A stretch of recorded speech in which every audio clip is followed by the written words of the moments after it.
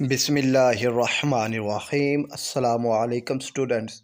उम्मीद करता हूँ कि आप सब लोग खैरियत से होंगे और खुश होंगे।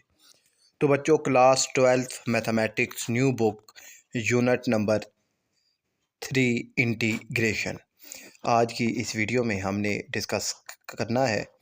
तो बच्चों, इंटीग्रेशन सिंपल आप ये समझिए कि डेरिवेटिव का जो है वो रिवर्स प्रोसेस होता है, ठीक है, यानी एंटी डेरिवेटिव्स है। अब इसके जो कुछ फार्मूले हैं, रूल्स हैं, वो पहले समझते हैं, फिर एक्सरसाइज 3.1 को डिस्कस करेंगे। तो बच्चों, यहाँ पर ना मेरे पास ये एक फंक्शन है।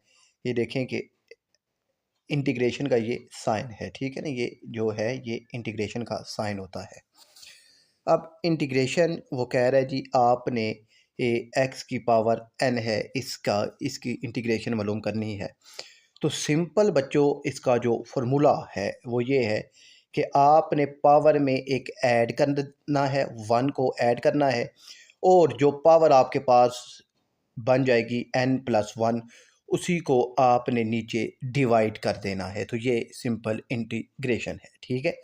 पावर में एक ऐड करना है और जो पावर बनेगी वो आपने नीचे डिवाइड कर देनी है, ठीक है। तो और साथ आ जाएगा प्लस सी, ठीक है ना। जब ये आप इंटीग्रेशन लेंगे तो प्लस सी आएगा। तो जो सी है ये कोई भी कांस्टेंट वैल्यू हो सकती है, ठीक है। तो ये सिंपल इसका एक फार्मूला है।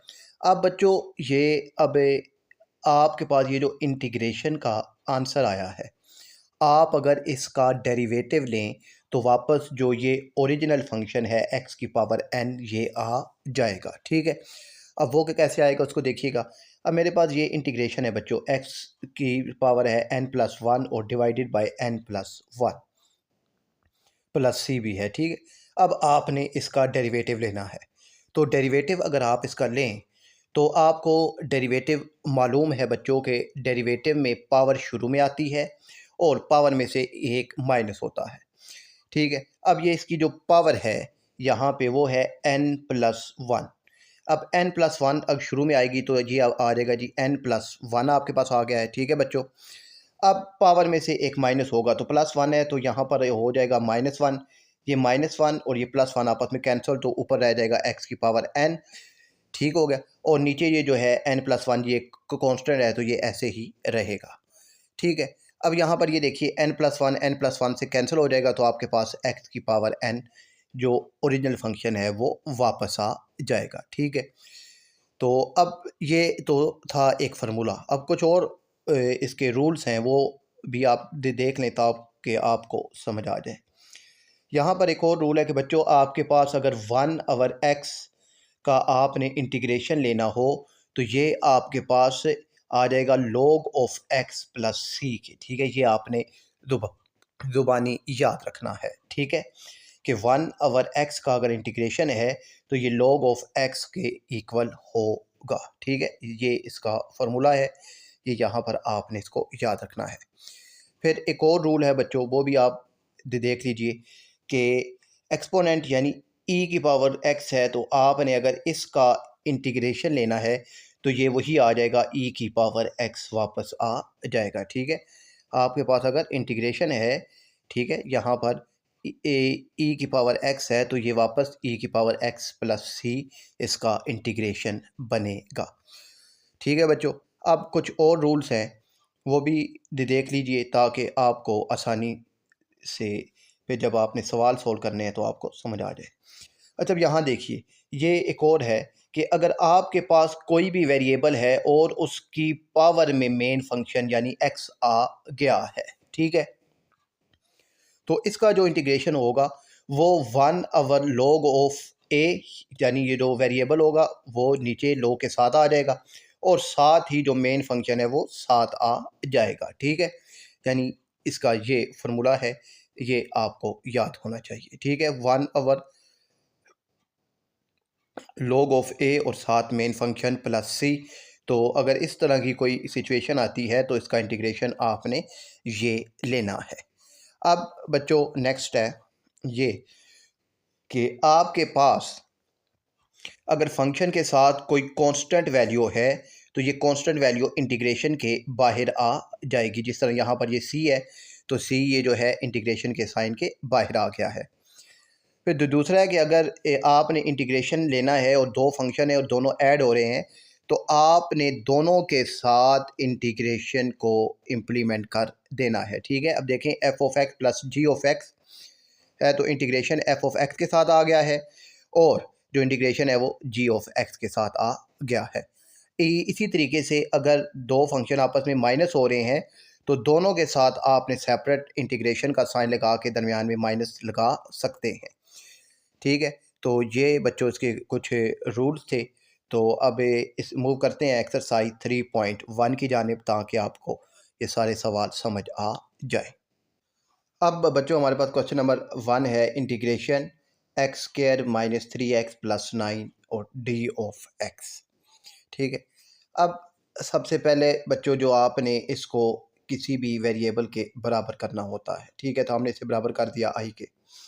अब ये देखेंगे दरमियान अब ये सारे प्लस और माइनस हो रहे हैं तो सब के साथ सेपरेट इंटीग्रेशन हमने इम्प्लीमेंट कर दिया है।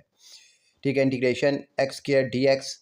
अच्छा, अब ना यहाँ पर ये देखिए ये एक्स के साथ 3 भी है तो 3 कांस्टेंट है तो कांस्टेंट इंटीग्रेशन के बाहर आ गया है -3 और एक्स और डी एक्स। और ये 9 भी एक कांस्टेंट वैल्यू है यानी ये कोफिशिएंट होते हैं हमारे पास। ठीक है, तो अब ये भी इंटीग्रेशन के बाहर आ गया है 9। ठीक है, और साथ हमारे पास अंदर 1 ऑफ डी एक्स रह गया है।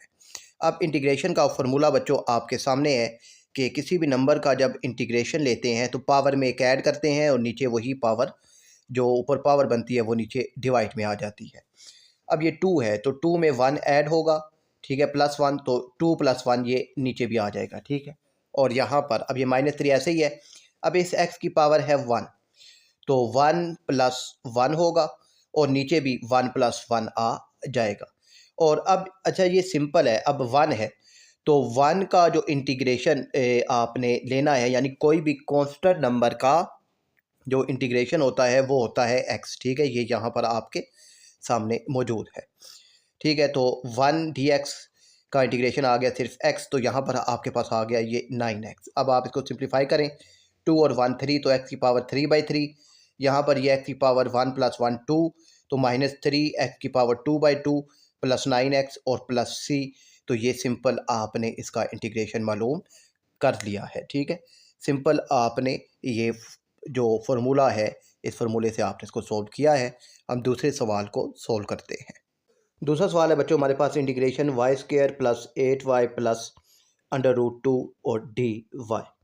ठीक है ना, अब यहाँ पर जो मेन फंक्शन है वो y है तो इसलिए dy आ गया। ठीक है, अगर x होता तो dx होता।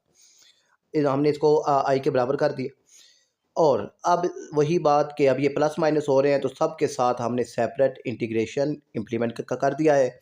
और ये जो कोफिशिएंट हैं या कांस्टेंट वैल्यूज हैं इनको हमने बाहर लिख दिया। ठीक है, 8 बाहर आ गया तो y dy आ गया। ये √2 भी इंटीग्रेशन के बाहर आ गया और साथ 1 dy हमने लिख दिया है।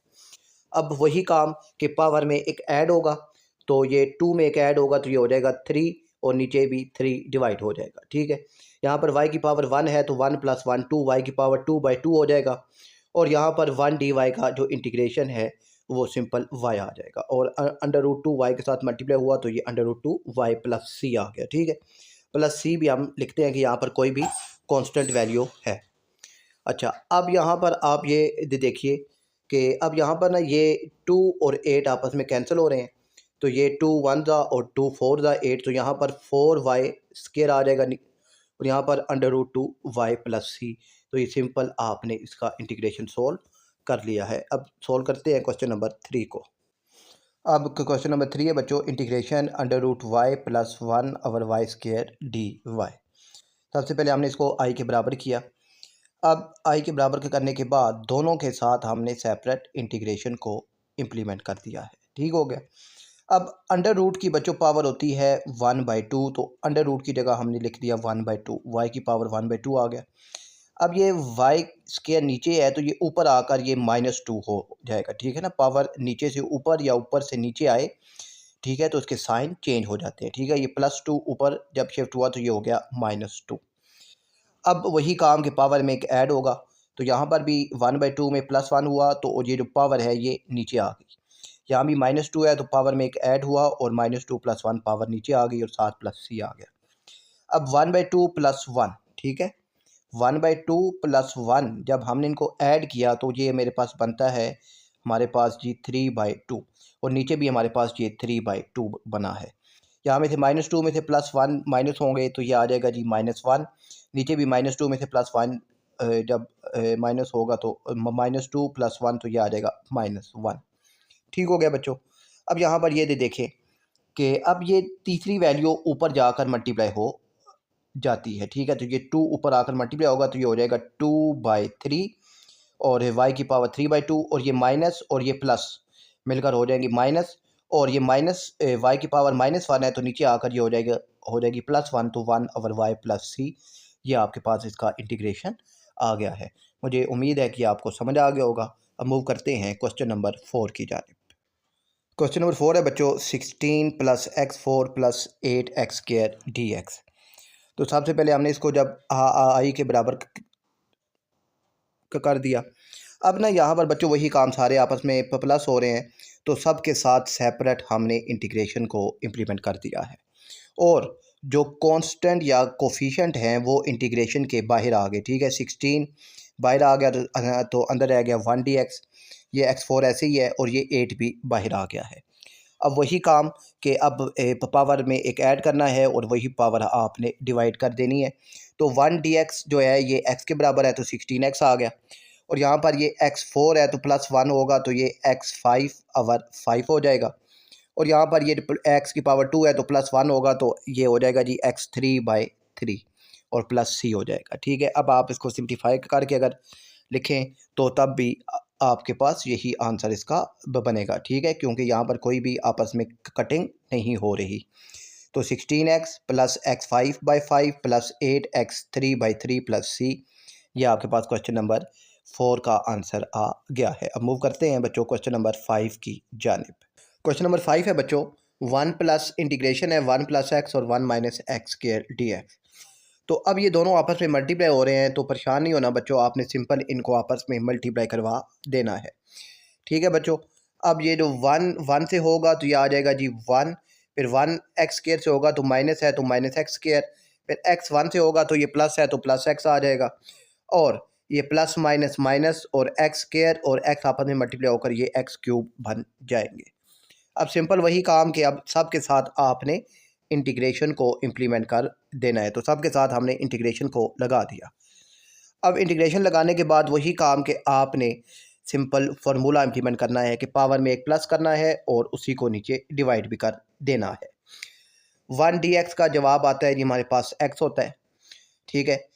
और अब अच्छा किसी भी कांस्टेंट का जो इंटीग्रेशन होता है वो x होता है, ठीक है, ये याद रखिएगा, ये MCQ में भी आपसे पूछ सकते हैं। उसके बाद है जी अब ये x की पावर 2 है तो ये 2 + 1 तो ये आ जाएगा 3 तो x 3/3 और यहाँ पर ये प्लस है तो ये प्लस का साइन आ गया आगे और अच्छा ये माइनस लिखा हुआ है, वैसे ये माइनस नहीं है। अच्छा यहाँ पर है ये देखिए +x है तो यहाँ पर भी फिर +x है। अच्छा तो अब ये x है, x की पावर 1 है तो 1 + 1 तो ये हो जाएगा जी 2 तो x 2/2 x²/2 हो जाएगा। फिर यहाँ पर अब ये पावर है 3 तो 3 में +1 होगा तो ये आ जाएगा जी 3 + 1 4/4, ठीक है।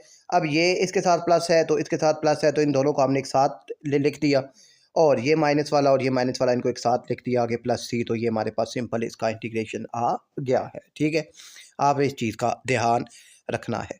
मूव करते हैं क्वेश्चन नंबर 6 की जानिब। तो बच्चों क्वेश्चन नंबर 6 है इंटीग्रेशन √x + 1/2 √x dx।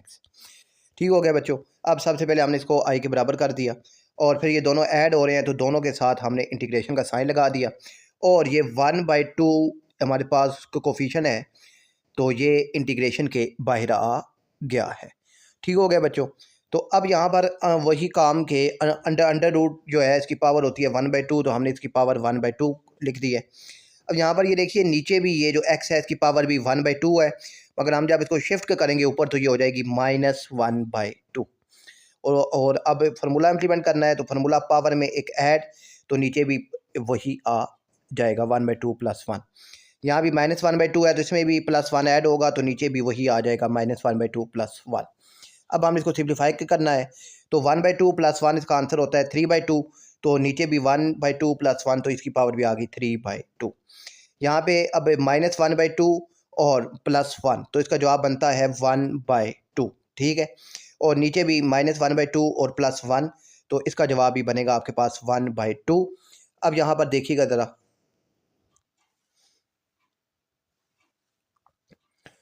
तो अब ना बच्चों ये जो तीसरी वैल्यू होती है ये आपको मालूम है कि ये शिफ्ट हो जाती है ऊपर। तो जब ये 2 यहाँ पर ऊपर आएगा तो फिर भी इस 2 और ये 2 आपस में कैंसिल हो जाएंगे, तो यहीं पर ही हमने इस 2 को कैंसिल कर दिया है। ओके हो गया, 2 जब कैंसिल हो गया तो यहाँ पर ये तीसरी वैल्यू शिफ्ट हो जाती है ऊपर, तो यहाँ पर आ जाएगा ये 2/3 और साथ x की पावर 3/2 और प्लस फिर यहाँ पर ये x की पावर 1/2 प्लस c। तो ये आपके पास इस क्वेश्चन नंबर 6 का आंसर आ गया है। अब मूव करते हैं क्वेश्चन नंबर 7 की जानिब। क्वेश्चन नंबर 7 है बच्चों, e की पावर 4x माइनस e की पावर -1 + 1 dx है। तो हमने इसको बराबर किया i के बराबर जब हमने इसको किया तो और बाकी आगे इंटी सारा सवाल वही होता है। अभी ये दोनों आपस में अब ये तीनों आपस में इनके दरमियान प्लस माइनस का साइन है तो तीनों के साथ हमने इंटीग्रेशन इम्प्लीमेंट कर दी है। ठीक है, तो यहाँ भी इंटीग्रेशन और यहाँ भी हमने इंटीग्रेशन इम्प्लीमेंट कर दी है। ठीक है, यहाँ भी इंटीग्रेशन आ जाएगी। माइनस को अगर आप बाहर लिखते हैं तो यहाँ पर आपके पास ये इंटीग्रेशन का साइन आ जाएगा। अच्छा, अब यहाँ पर अब ई की पावर, अब मैंने आपको बताया था कि ई की जब इंटीग्रेशन होती है तो वापस वही साइन वही आपने लिखना होता है, ई की पावर 4x। अब एक और चीज़ बच्चों समझिए आप, अब ये जो ई है ना, ई की पावर है 4x। ठीक है, तो अब ये 4x का आपने डेरिवेटिव लेना है। क्या लेना है? डेरिवेटिव। तो आप इसका जब डेरिवेटिव लेंगे तो इसका डेरिवेटिव आ जाएगा 4। क्या आ जाएगा? 4 आ जाएगा। तो अब ये जो डेरिवेटिव का आंसर आता है ये नीचे आपने डिवाइड कर देना है। ठीक है, ये जो डेरिवेटिव का आंसर है ये नीचे ये यहाँ पर डिवाइड हो जाएगा। तो e की पावर 4x/4 आ जाएगा और यहाँ पर e की पावर -1 है तो ये ऐसे ही आ जाएगा e की पावर -1। तो -1 का डेरिवेटिव 0 है तो 0 लिखने की ज़रूरत नहीं है। और आगे +1 है तो 1 dx का इंटीग्रेशन होता है x, तो साथ आपने +x लिख दिया है और प्लस c। तो ये आपके पास इसका आंसर आ गया है। ठीक है, क्वेश्चन नंबर 7 का। ठीक है, अब हमारे पास है बच्चों क्वेश्चन नंबर 8 है, इंटीग्रेशन e की पावर 9/2x + 1/x है। तो सबसे पहले हमने इसको i के बराबर कर दिया और फिर दोनों के साथ इंटीग्रेशन का साइन इम्प्लीमेंट कर दिया है। अब यहाँ पर ये देखिए, मैं अब e है ना, e की पावर है 9/2x, तो एक ऊपर तो वही आ जाएगा e की पावर 9/2x। अब 9/2x, ठीक है, 9/2x का अगर आप डेरिवेटिव लें तो वो आएगा 9/2। ठीक है, क्योंकि x का डेरिवेटिव होता है 1। ठीक है, 1 हो जाएगा। तो अब 9/2, तो ये 9/2 बच्चों यहाँ पर नीचे आपने डिवाइड भी कर देना है। ठीक है, और अब ये है 1/x। तो मैंने आपको बताया था 1/x का जो इंटीग्रेशन होता है वो log ऑफ x + c आ जाता है।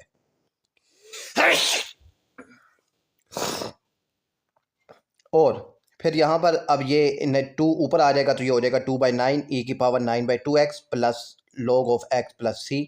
तो ये आपके पास आंसर आ जाएगा। ठीक है ना, ये 1/x dx ये log ऑफ x के इक्वल होता है।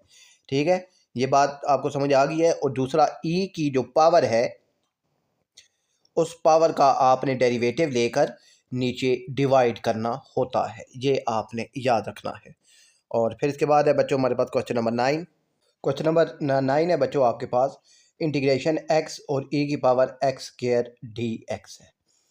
ठीक है, तो अब बच्चों यहाँ पर आपने सबसे पहले i के बराबर कर दिया। अब ये जो x है, x को आप dx के साथ लिखें तो आपके पास बनेगा e(x²) और x dx बनेगा। अब बच्चों ये जो ऊपर पावर है x², आप इसका अगर डेरिवेटिव लें तो डेरिवेटिव में क्या होता है, पावर शुरू में और पावर में से एक माइनस करते हैं। ठीक है, ये डेरिवेटिव में होता है। तो इसका डेरिवेटिव बन जाएगा जी आपके पास 2x। डेरिवेटिव आपके पास 2x आ गया। अब यहाँ पर अगर सामने इस फंक्शन का डेरिवेटिव मौजूद हो तो वही फंक्शन नीचे आ जाएगा, उसके साथ +c आ जाएगा। अब यहाँ पर आप ये देखिए कि मेरे पास 2 नहीं है, तो मैंने 1/2 को डिवाइड भी कर दिया है और यानी 2 को डिवाइड भी कर दिया है और 2 को मल्टीप्लाई भी करवा दिया है। तो यहाँ पर 2 को मल्टीप्लाई करवाने से ये हो गया जी 2x dx, और साथ ये 1/2 है तो 1/2 शुरू में आ गया, ठीक हो गया।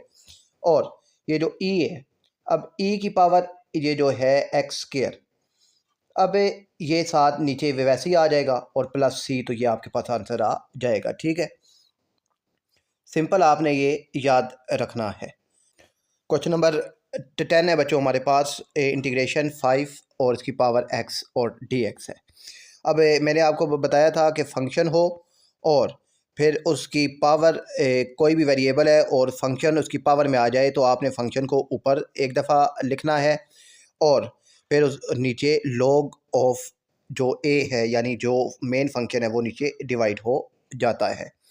अभी अब यहाँ भी वही है कि 5 की पावर x ऊपर आ जाएगा और नीचे log ऑफ 5, तो जो a है वो नीचे आकर डिवाइड हो गया, ठीक है। ये फार्मूला बच्चों आपके सामने मौजूद है। अब बच्चों हमारे पास क्वेश्चन नंबर है 13।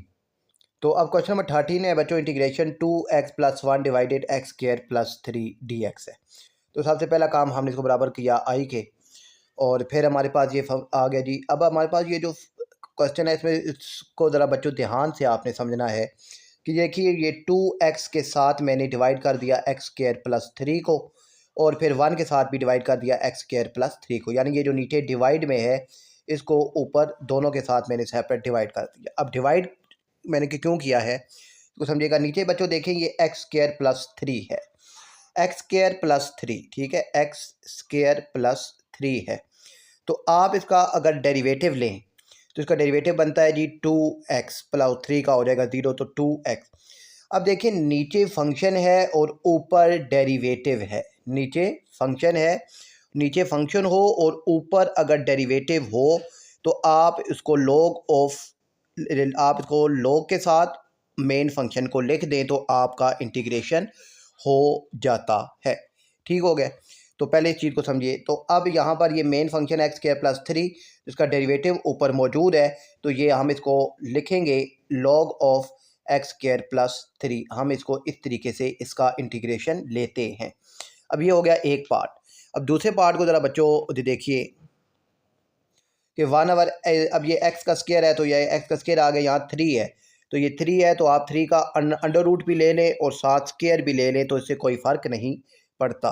तो मैंने यहाँ पर 3 का अंडर रूट भी ले लिया और साथ इसका स्क्वायर भी ले लिया। अब ये मैंने क्यों लिया, यहाँ पर अब आप ये इस फार्मूले को देखिए कि मेरे पास इंटीग्रेशन 1/x² + a² हो, 1/x² + a² अगर हो तो ये हमारे पास 1/a tan इनवर्स x/a के बराबर होता है। ये आपने याद रखना है, ठीक है। 1/x² + a² है, यानी a से मुराद कोई भी वेरिएबल हो सकता है, तो 1/a tan इनवर्स x/a के इक्वल होगा। अब यहाँ पर ये देखिए तो यहाँ पर भी वही हमारे पास से सिचुएशन है कि 1/x² + a², a से यहाँ पर a जो है वो वेरिएबल है कोई भी, तो यहाँ पर ये √3 है, तो इसका जो इंटीग्रेशन है वो आएगा 1/√3 tan इनवर्स x/a। तो a की जगह यहाँ पर है √3, तो √3 + c आ जाएगा, तो ये इसका इंटीग्रेशन है, ठीक है। यहाँ पर 2 पॉइंट आपके लिए न्यू है कि एक अगर फंक्शन है और फंक्शन का डेरिवेटिव ऊपर मौजूद है तो ये log ऑफ f log के साथ वो फंक्शन आ जाएगा। और हाँ, और अगर फंक्शन ऊपर फंक्शन के साथ ही डेरिवेटिव हो, ठीक है, फंक्शन के साथ ही अगर उसका डेरिवेटिव है तो फिर पावर में एक ऐड होगा और नीचे वही पावर में डिवाइड भी हो जाएगा, ठीक है। तो यहाँ पर ये आपने याद रखना है। और दूसरा ये अगर इस तरह की सिचुएशन आ जाए तो ये tan इनवर्स के इक्वल होगा। क्वेश्चन नंबर 16 है बच्चों, 3x² + 2x है और x³ + x² + 9 की पावर 5 है। अब हम ये जो 9 हमने सबसे पहले इसको बराबर किया i के। अब ये जो 5 पावर है हमने ये वाला जो वैल्यू है हमने इसको शुरू में लिख दिया और ये जो है इसको बाद में लिख दिया। अब आप ज़रा इसको देखें तो इसका डेरिवेटिव सामने मौजूद है, ठीक है। x³ का आएगा जी 3x² वो मौजूद है, x² का आएगा जी 2x वो भी मौजूद है, 9 का आएगा 0 तो वो ख़त्म हो गया है, ठीक है। अब ये फंक्शन है, फंक्शन का डेरिवेटिव साथ मौजूद है, तो अब सिंपल आपने पावर में एक ऐड करना है और वही फिर पावर नीचे डिवाइड हो जाएगी। तो 5 + 1 ये हो जाएगा 6, नीचे भी 5 + 1 6 + c।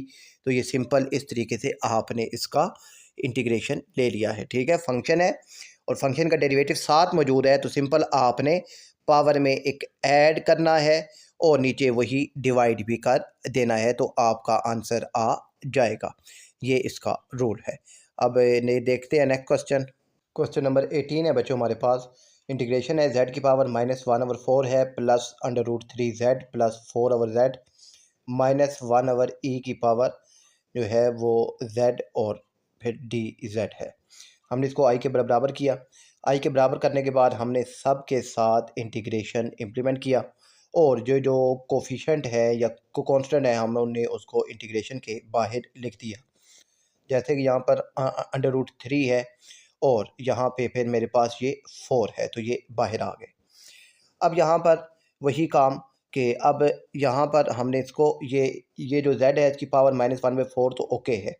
यहाँ पर ये z है अंडर रूट के साथ, तो इसकी पावर आ गई 1/2 और यहाँ पर ये 1/z ऐसे ही है और ये e की पावर जो z है ये प्लस z ऊपर जाएगा तो ये हो जाएगा -z। ठीक है, अब हमने इसका इंटीग्रेशन मालूम करना है, तो इंटीग्रेशन वही कि पावर में एक ऐड होगा और नीचे वो भी वही पावर सारी डिवाइड हो जाएगी।